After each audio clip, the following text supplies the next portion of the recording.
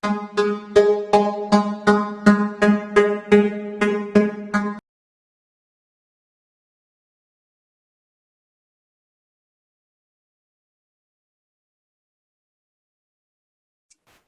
a todos, sejam bem-vindos à nossa terceira aula, né? Hoje a nossa aula é sobre símbolos e fórmulas. Na semana passada nós falamos sobre métodos de separação de mistura, né? Então agora símbolos e fórmulas é uma aula bem curtinha, é mais para vocês verem algumas terminologias que a gente utiliza bastante dentro da química, ok? Então, vai ser o mesmo esquema de semana passada também. Vou dar a parte de conteúdo, os slides com conteúdo.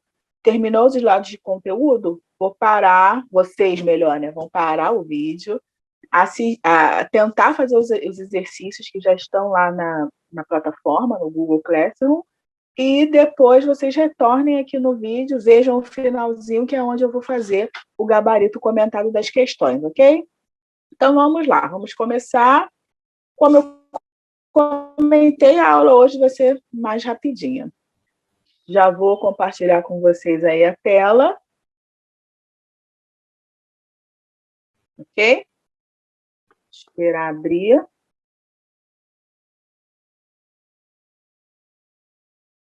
Então, né, a nossa aula de hoje, símbolos e fórmulas. Só recapitulando a aula passada. Na aula passada, nós falamos sobre métodos de separação de mistura, né? Nós vimos que tem sistemas homogêneos, sistemas heterogêneos, e tem um tipo de método de separação para cada... vários, né? Tipos de método de separação de misturas para cada tipo, sistemas homogêneos e sistemas heterogêneos. Aí vimos catação, decantação, destilação, destilação simples, destilação fracionada, filtração, levigação, separação magnética, centrifugação, enfim. Temos vários tipos de métodos de separação de mistura. Hoje nós vamos entrar na aula de hoje, símbolos e fórmulas. Inicialmente vamos fazer uma introduçãozinha, né? O que aconteceria se dividíssemos a matéria em pedaços cada vez menores? Então vamos pensar num papel. Tem aqui uma folha de papel, né? Então, vou pegar aqui do meu lado, tem uma folhinha de caderno. Então, peguei um pedaço dessa minha folha.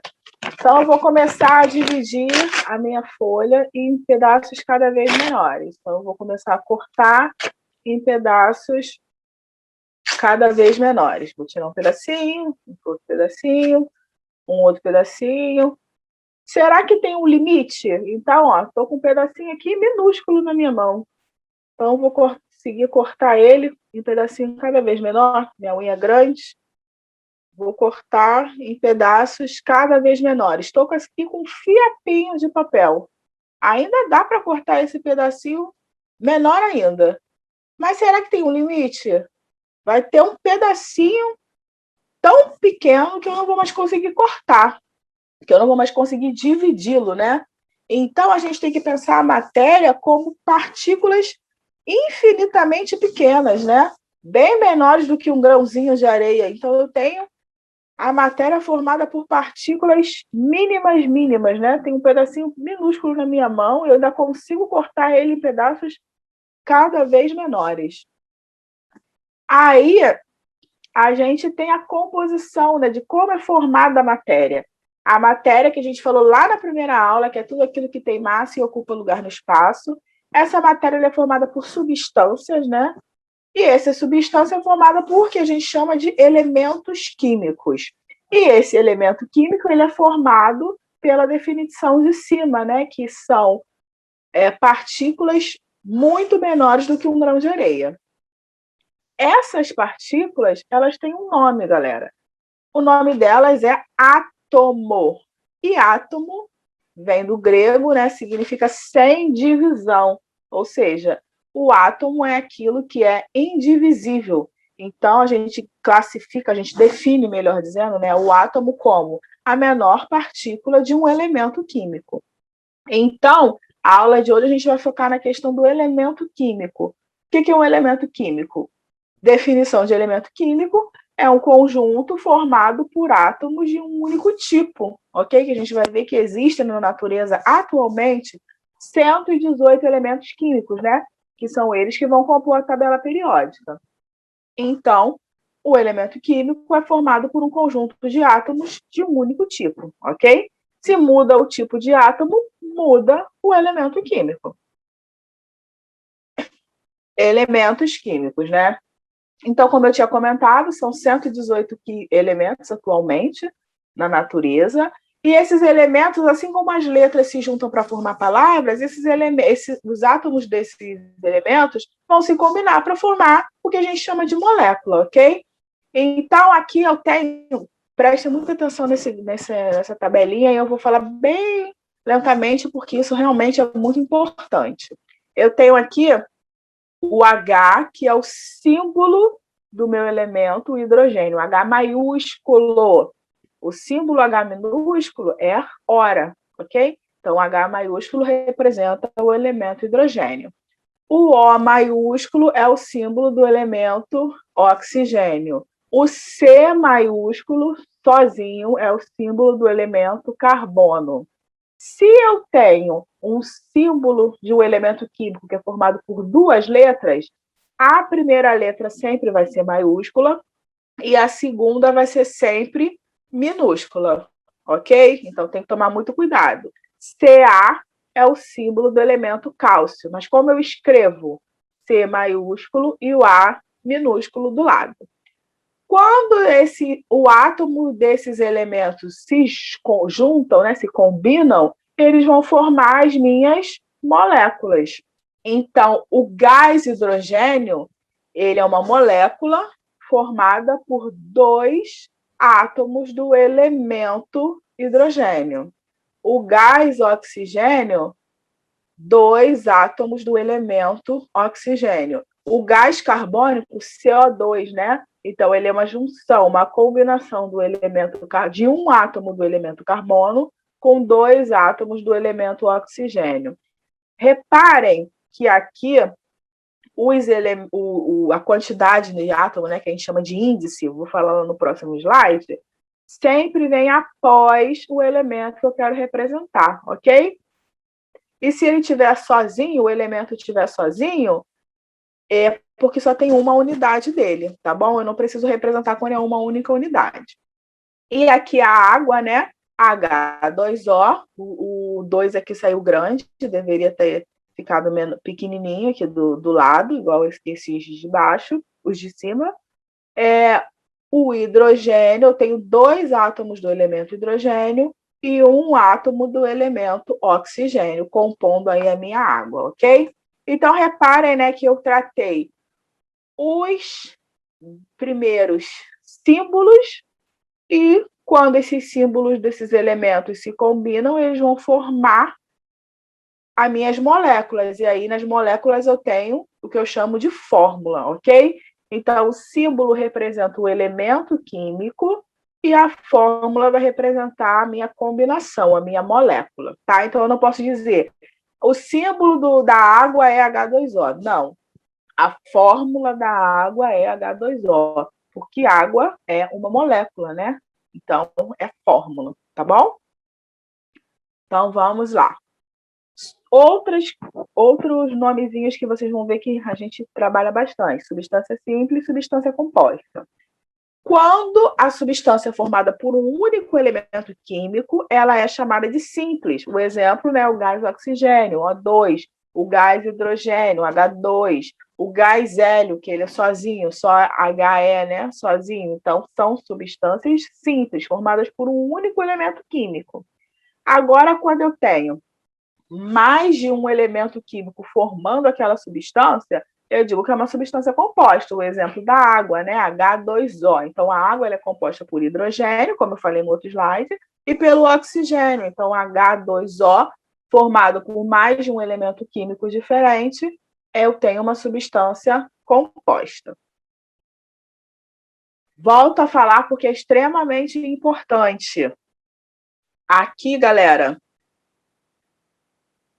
destaquei o que a gente tinha falado lá no outro slide, né? Eu tenho aqui, primeiro, peróxido de hidrogênio, né? Que é o nome dessa substância, H2O2, que é a água oxigenada.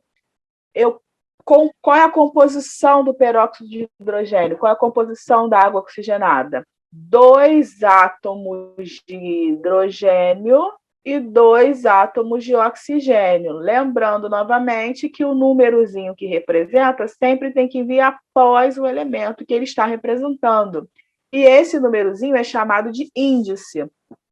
Então, eu tenho 2 hidrogênios e 2 oxigênios, compondo a molécula H2O2, que representa a fórmula do peróxido de hidrogênio, da água oxigenada, ok?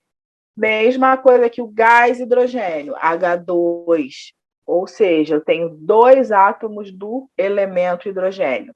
E o gás hélio, ele é sozinho, né?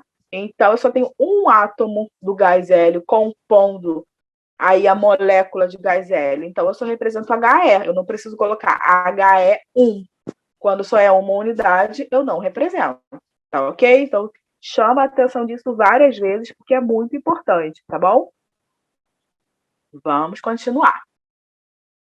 Alotropia. Alotropia também é algo que a gente vê, cai um pouco no vestibular, mas é importante saber porque faz parte do nosso dia a dia, ok? O que é uma alotropia? Alotropia é uma propriedade de alguns elementos químicos que podem formar 2 ou mais substâncias simples diferentes. E aí eu chamo a atenção, que são substâncias simples, tá bom?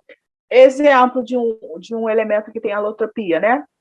O oxigênio. O oxigênio ele pode formar a molécula O2, de gás oxigênio, e pode formar a molécula O3, que é o gás ozônio, que lá compõe a camada de ozônio, né? Então, tanto o O2 quanto o O3 são substâncias simples, né? Só é formado pelo oxigênio. Não foi a definição que a gente acabou de ver de substância simples?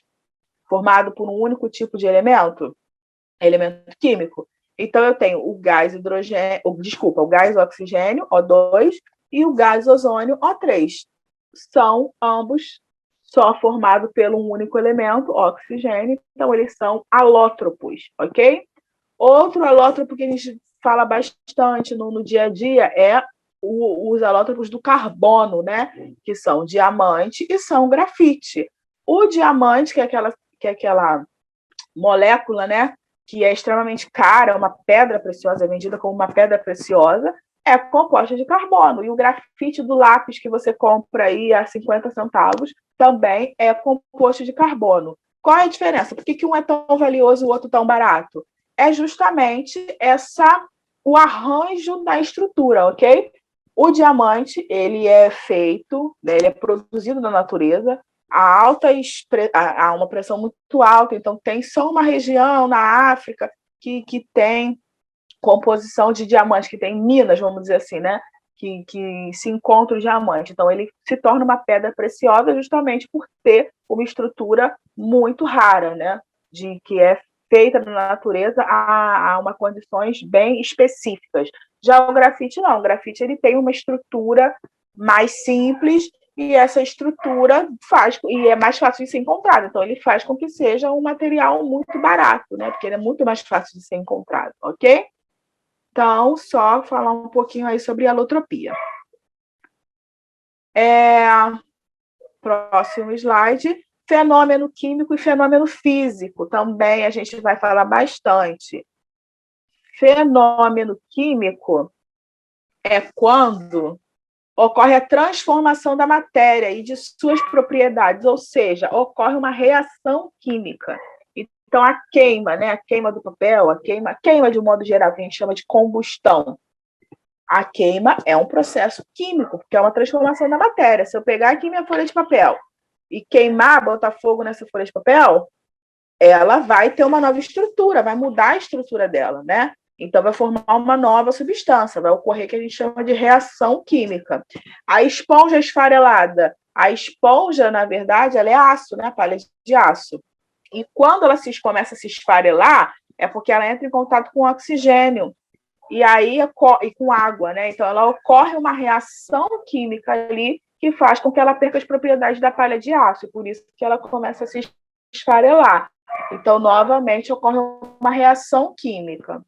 Já quando eu tenho um fenômeno físico, é quando não ocorre a transformação da matéria, como eu fiz lá no outro exemplo, né? Se eu pegar esse papel e começar a picar esse papel, ele vai deixar de ser papel? Ocorreu alguma reação química nele? Nenhuma, ele continua sendo papel. Se eu pego o meu lápis e começo a apontar o lápis, ele vai deixar de ser lápis? Não vai deixar de ser lápis, só vai diminuir o tamanho, né? Mas não vai deixar de ser lápis. Então, são fenômenos físicos, ok? Então, lá na primeira aula, quando eu falei de estados físicos da matéria, sólido, líquido e gasoso, o exemplo da água, se eu pego a água líquida, transformo ela em água sólida, né, o gelo, ela deixa de ser água? Não deixa de ser água. É um fenômeno físico, né, uma transformação física, ok? Tranquilo? E aí, talvez a parte principal da aula de hoje é falar de leis ponderais, né? Leis ponderais vai dar gancho para a gente falar em vários conteúdos lá na frente. A primeira lei ponderal, nós vamos ver duas, né? A primeira lei ponderal que a gente vai ver hoje é a lei de conservação das massas, também chamada de lei de Lavoisier.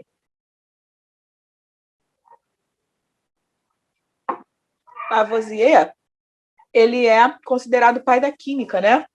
Ele e a esposa dele, num laboratório lá em 1400 e alguma coisa, fizeram vários experimentos que hoje a gente reconhece como o pontapé inicial para o estudo da química. Então, Lavoisier, ele tinha uma frase muito famosa, né? Na natureza, nada se perde, nada se cria, tudo se transforma. O que essa frase quer dizer, quimicamente falando, né? Que em uma reação química, em um sistema fechado, a massa total dos reagentes é igual à massa total dos produtos. Vou explicar melhor aqui no quadrinho abaixo. Vamos dizer que eu tenho uma reação química, eu esteja num laboratório, lá num sistema fechado, fazendo lá uma reação, um experimento. Então, vamos dizer que eu peguei magnésio, que é um metal, ok? E reagi o magnésio com oxigênio. Essa reação, uma reação química, vai produzir uma nova substância. Qual é essa nova substância? Óxido de magnésio, ok? Então, vamos dizer que eu utilizei 24 gramas de magnésio e 16 gramas de oxigênio. Eles dois reagiram entre si. Então, quem reage, eu chamo de reagente. Dessa reação, olha a setinha aqui. A setinha vai me dizer que eu produzi óxido de magnésio. Quanto que eu produzi de óxido de magnésio? Se o sistema está fechado, eu tenho que ter produzido 40 gramas, porque eu tinha 24 de magnésio e 16 de oxigênio. Então, quanto que eu vou produzir ao total? 40 gramas. Se eu produzir óxido de magnésio, então eu posso chamar o óxido de magnésio de produto, ok? Então, para decoreba, né? A setinha é o meu limite, né? Então, antes da seta, todo mundo que está antes da seta, ou aqui para mim, né, à esquerda da seta, reagente. Quem está à direita da seta, após a seta, é o meu produto. E para respeitar a lei de Lavoisier, as massas, a soma das massas antes tem que ser igual à soma das massas depois, ok? O que eu escrevi aqui em cima, magnésio mais oxigênio, seta, óxido de magnésio, eu chamo de equação química, tá? Então, eu estou equacionando, eu estou dizendo quem está participando da minha reação e as quantidades, né? Então, eu tenho 24 gramas de magnésio, o sinalzinho de mais representa reagindo com 16 gramas de oxigênio, a setinha representa produzindo 40 gramas de óxido de magnésio. Tranquilo? Ok? Então, essa é a primeira lei, a lei de Lavoisier. O que é a lei que eu posso dizer para vocês é a mais importante? A próxima lei é a lei das proporções definidas, ou a lei de Proust. O que Proust dizia? Numa reação química, seja qual for, as massas de substâncias participantes guardam entre si uma relação fixa e constante. E aí vem a nossa mãe matemática, né? O que ele quer dizer com isso? Coloquei aqui um quadrinho representando, né, um outro experimento. Qual é o experimento? O carbono no estado sólido, ok? Esse Szinho entre parênteses significa sólido. L, líquido, G, gasoso, V, vapor. E se tiver AQ, aquoso, está dissolvido em água. tá bom? Então, eu tenho aqui o carbono no estado sólido reagindo com gás oxigênio, né? Oxigênio no estado gasoso, produzindo, olha a setinha, produzindo CO2 gasoso, gás carbônico. Então, se eu utilizei no primeiro experimento 12 gramas de carbono, ele vai reagir com 32 gramas de oxigênio. Então, respeitando a lei de Lavoisier, que a gente viu no outro slide, eu tenho que ter o quê? 12 mais 32, 44 gramas, ok? Tá certinho. Vamos dizer que eu dobrei a quantidade de carbono. Então, agora, ao invés de 12, eu estou usando 24 gramas de carbono. Se eu dobro a quantidade de carbono, eu tenho que obrigatoriamente dobrar a quantidade de gás oxigênio utilizado. Então, ao invés de 32, eu vou usar 64 gramas. E obter o dobro, se eu dobrei as quantidades, eu vou obter o dobro de produto, né? Então, ao invés de 44 gramas de gás carbônico, de CO2, eu vou obter 88 gramas, né? Se está na dúvida, é só somar aqui. 24 mais 64, 88. Se eu triplicar, se eu multiplicar por 3, ok? Então, ao invés de 12 gramas de carbono que eu usei lá no primeiro experimento, agora eu estou usando 36, o triplo. Então, eu vou ter que utilizar o triplo da quantidade de gás oxigênio. Quanto que é 32 vezes 3? 96 gramas. E aí, se eu somar 36 mais 96, vai obter o quê? 132 gramas de CO2, que se eu for fazer a conta, né, eu vou ver que é 3 vezes 44, que foi a quantidade que eu usei lá em cima, ok? Então, eu tenho o triplo aí também de quantidade, tá batendo certinho a conta. E se eu usar metade da quantidade inicial? Então, ao invés de 12, eu usei metade, 6 gramas. Então, eu tenho que usar metade também da quantidade de oxigênio. De 32, eu vou usar 16. E aí, eu vou obter 6 mais 16, 22, que é a metade de 44. Tranquilo? Matemática, gente. A matemática não nos abandona, não adianta. Como eu comentei lá no primeiro slide, na primeira aula. Quem não gosta de matemática vai sentir um pouco de dificuldade em química e física, porque a gente é filho da matemática, ok? Então, como eu comentei, a aula de hoje termina aqui, super curtinha. Agora vamos para os exercícios. Mesmo esquema de semana passada. Vocês pausem o vídeo aqui nesse ponto, vão lá no Google Classroom, a aula está postada, os exercícios estão postados, façam os exercícios e depois vocês retornem aqui para ver o gabarito comentado, ok? Então vão lá, bebam uma água, dão uma descansada, anotem os exercícios, as dúvidas de vocês e retornem aqui para a gente poder fazer os exercícios juntos, tá ok? Então vamos lá. Já fizeram a atividade, né? Não pegaram cola, não. Tentaram fazer lá só primeiro, né? Então agora a gente volta aqui para o exercício número 1. Exercício número 1 é assim. Vou ler aqui no notebook que está maior. A notícia abaixo foi amplamente divulgada nos veículos de comunicação em maio de 2019. Sem cheiro, gosto ou cor, gás que matou uma família de brasileiros que comemoravam o aniversário no Chile pode levar à morte tão rápido que pedir socorro nem sempre é suficiente. É um gás que surge da queima de combustível gerando gás carbônico, CO2, e em menor concentração, CO, o monóxido de carbono.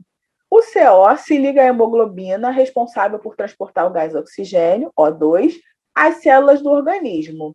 Se a pessoa inalar muito, surge um composto chamado carboxiemoglobina, que pode causar a morte por envenenamento, ao impedir que as células recebam oxigênio, explica Álvaro Pulcinelli Júnior, toxicologista da Escola Paulista de Medicina, o do IBTOX, Instituto Brasileiro de Toxicologia. Então, uma notícia que saiu lá em 2019, ok?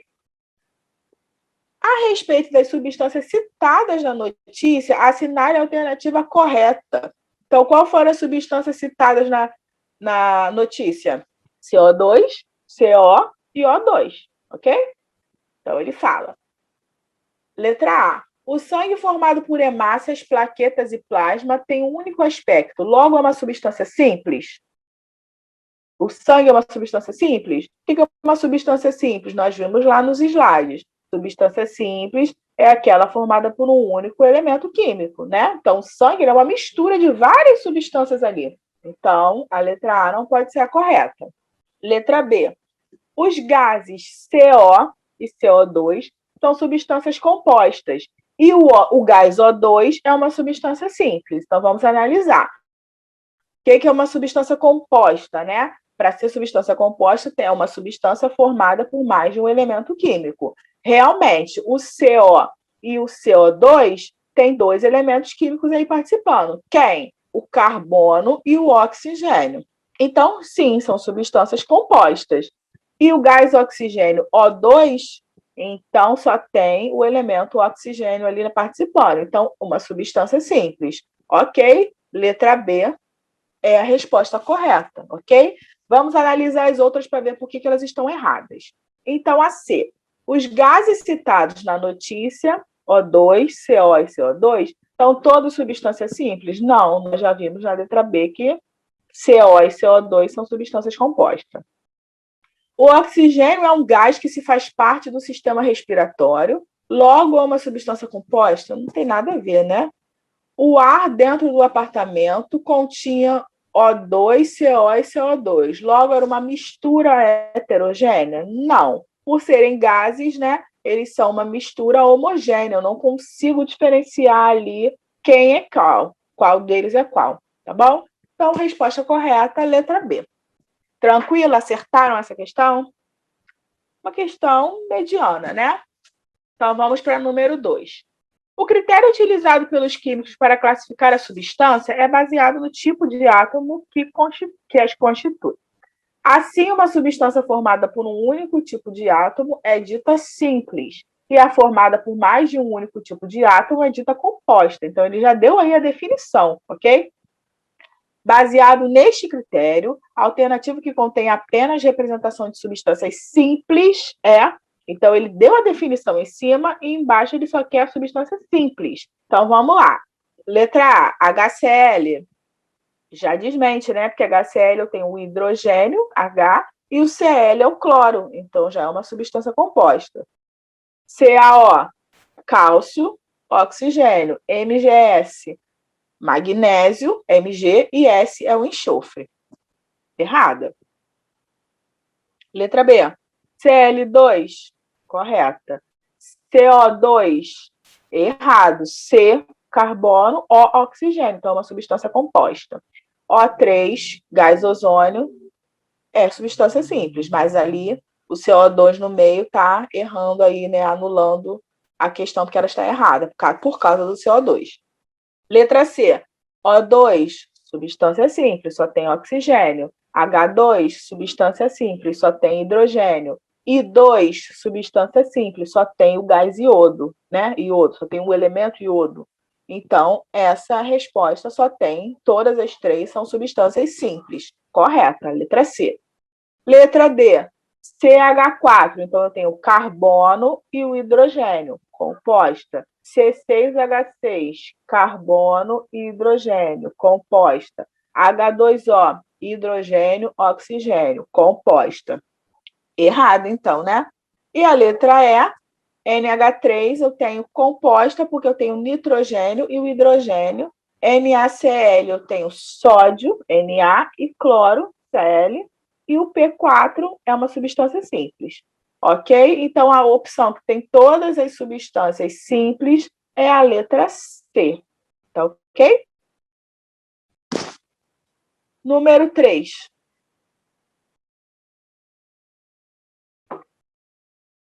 A agricultura sustentável é aquela que respeita o meio ambiente, é justa do ponto de vista social e consegue ser economicamente viável. A agricultura, para ser considerada sustentável, deve garantir às gerações futuras a capacidade de suprir as necessidades de produção e de qualidade de vida no planeta. Um dos princípios da agricultura sustentável é a diminuição de adubos químicos como sulfato de amônio, NH42SO4, e o cloreto de potássio, KCl, assim como o aumento do uso da técnica de fixação biológica de nitrogênio. A substância cloreto de potássio, KCl, né, que ele falou em cima, mencionada no texto, é classificada como... Então, vamos lá, ele quer saber o KCl, cloreto de potássio. É o quê? Substância composta? Substância simples? Elemento químico? Mistura composta ou mistura simples? Então, vamos agora de baixo para cima, né? Letra E, mistura simples. Gente, se é mistura, né? Então, não tem esse negócio de mistura simples, mistura composta. A letra D e a letra E, ele colocou só mesmo para poder induzir ao erro, né? Mistura é mistura, tá bom? Então, letra D e letra E estão já erradas. KCl é um elemento químico? Não. O K sozinho, né, que é o elemento potássio, é um elemento químico, e o Cl sozinho é outro elemento químico. Os dois juntos vão formar uma substância, né? Então, essa substância simples ou composta? Voltando na definição. Substância simples é aquela formada por um único elemento químico, e substância composta é formada por mais de um tipo de elemento químico. Então, como aqui eu tenho o K e o Cl, então eu tenho uma substância composta. Letra A. Ok? Acertaram essa?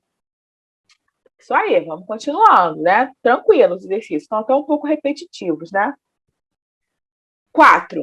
A diferença entre as variedades alotrópicas pode ocorrer por dois motivos principais, sendo que o primeiro motivo remete à quantidade de átomos e o segundo motivo é o arranjo espacial dos átomos. São exemplos de substâncias alótropas. Então, alotropia, a gente viu lá no último slide, no penúltimo slide, né, da explicação. Alótropos são elementos que podem formar dois tipos de substância, dois ou mais tipos de substâncias simples, ok? Então, para ser holótropo, tem que ser substância simples. Na letra A, eu tenho NO e NO2. Eles são alótropos? Não, porque o N é o nitrogênio e o O, oxigênio. Então, aqui eu tenho uma substância composta, assim como CO e CO2, e FeO e Fe2O3. Os três exemplos aqui na letra A são substâncias compostas, então não tem como eu ter alótropo, ok? Mesma coisa na letra B. CH4 e C2H6. Carbono e hidrogênio, os dois juntos formam substância composta, então não tem alotropia. P chileno e O chileno, esse P é de para, né? E O de orto. É algo que a gente vai ver lá no finalzinho do ano, quando a gente estiver falando de química orgânica, né? Para chileno e orto chileno. Ortocressol e paracressol. Tolueno e benzeno. São substâncias todas orgânicas. São hidrocarbonetos. E os hidrocarbonetos são formados, o próprio nome diz, né? Por hidrogênio e carbono. Então, não podem ser substâncias simples, que são formadas por dois elementos químicos, ok? Letra D. O2 e O3, substâncias simples formadas pelo mesmo elemento químico, gás ozônio e gás hidrogênio, ok? C, diamante, carbono, grafite, substância simples, ok? Enxofre, essa é enxofre, né? Enxofre rômbico e enxofre monoclínico, ok? Gabarito, letra D, tá bom? Para fechar, né, tá errada porque H2O, água, e peróxido de hidrogênio, água oxigenada, também são substâncias compostas, assim como ácido nítrico e ácido nitroso, e ácido sulfúrico e ácido sulfuroso, ok? Estou falando os nomes para vocês se familiarizarem, mas a gente vai ver a questão de nomenclatura, tudo isso, tá bom? No nosso curso aqui. Então, questão 4, letra D de dado. E, para fechar, questão 5. Questão 5 é uma questão de fala de leis ponderais, né? Analise a tabela abaixo. Então, a tabela abaixo está dizendo aí o quê? Eu tenho o óxido de magnésio, MgO, reagindo com a água, H2O, produzindo hidróxido de magnésio. Então, aqui eu mostrei a equação química, ok? Embaixo eu coloquei as quantidades. Então, no primeiro caso, eu usei 40 gramas de óxido de magnésio e 18 gramas de água. E vou produzir aí o alfa, né? Alfa de hidróxido de magnésio. Na linha de baixo é uma outra equação química, uma outra reação, né? Com outras quantidades. Então, eu tenho aqui o beta, representando a quantidade de óxido de magnésio que eu vou usar, que é o que eu quero descobrir, mas eu usei 90 gramas de água. E aí eu quero saber gama, a quantidade de hidróxido de magnésio que vai ser produzido. Então, vamos lá. A linha de cima, eu consigo achar o valor de alfa. O que vocês fariam aí? Eu tenho 40 gramas de MgO, de óxido de magnésio, e tenho 18 gramas de água. Quanto que eu vou produzir de hidróxido de magnésio? Respeitando a lei de Lavoisier, o que a lei de Lavoisier diz? Que num sistema fechado, a quantidade em massa de reagentes tem que ser igual à quantidade em massa de produtos, ok? Então, se eu tenho 40 com 18 de reagente, eles vão reagir e vão formar a soma, né? 58 gramas de alfa, ok? De hidróxido de magnésio. Então, a gente já matou aí a quantidade de hidróxido de magnésio, 58 gramas, ok? Agora vamos para a linha de baixo. Eu tenho 40, na linha de cima, eu tenho 40 gramas de óxido de magnésio e beta, que é o que eu quero descobrir agora. Mas eu tenho 18 gramas de água na linha de cima e 90 na de baixo. Então, eu consigo aí achar uma proporção pela água, né? Quantas vezes eu aumentei a quantidade de água? Cuidado que não é soma, não é subtração, é multiplicação, tá? Então, de 18 para 90, quantas vezes eu aumentei a quantidade de água? Então, se a gente for fazer a conta, como que a gente descobre essa relação? Dividindo 90 por 18, né? Então, se você dividir 90 por 18, você vai achar 5. Quer dizer que eu aumentei a quantidade de água em 5 vezes. E se eu aumentei a quantidade de água em 5 vezes, eu vou ter que aumentar obrigatoriamente a quantidade de óxido de magnésio também em 5 vezes. Então, se no primeiro experimento eu usei 40, no segundo experimento eu vou ter que usar 40 vezes 5, né? 200 gramas. Valor de beta, 200, ok? E aí, quanto que vai ser o valor de gama para a gente fechar? Vai ser a soma, né? De 200, que eu acabei de encontrar, com os 90 da água. 200 mais 90, 290. Então, como que ficou? Alfa é a soma de 40 com 18, 58 gramas. Beta, a gente achou pela relação da água, né? Eu aumentei 5 vezes a quantidade de água, então eu tenho que aumentar em 5 vezes a quantidade de óxido de magnésio. 40 vezes 5, 200 gramas. E o gama eu achei pela soma de beta, 200, mais 90, 290 gramas. Agora eu tenho, né, respeitado a lei de Lavoisier e a lei de Proust, que é a lei de proporção. Tranquilo? Difícil, galera? Acharam difícil? Coloquem suas dúvidas no final, né, da lista, lá no comentários, no comentário do vídeo, que a gente vai tirando essas dúvidas com o passar das semanas. Mas essa primeira parte é matemática. Como eu comentei, não tem como a gente fugir dela. Mas, assim, a gente está caminhando lentamente, justamente para a gente poder revisar todo esse conteúdo e dar gancho para a gente entrar nas nossas próximas aulas, ok? Então, a próxima aula é sobre a parte de estrutura atômica, né? Vamos começar a falar de modelos atômicos. Também é uma aula curtinha e espero que vocês gostem e continuem acompanhando aí, ok?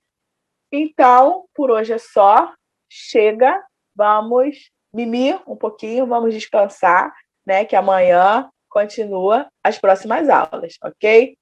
Beijão para vocês, boa semana, fiquem com Deus, estudem, não deixem de fazer as atividades, não acumulem matéria, ok? E qualquer coisa, só gritar, tá bom? Beijão, boa semana para vocês.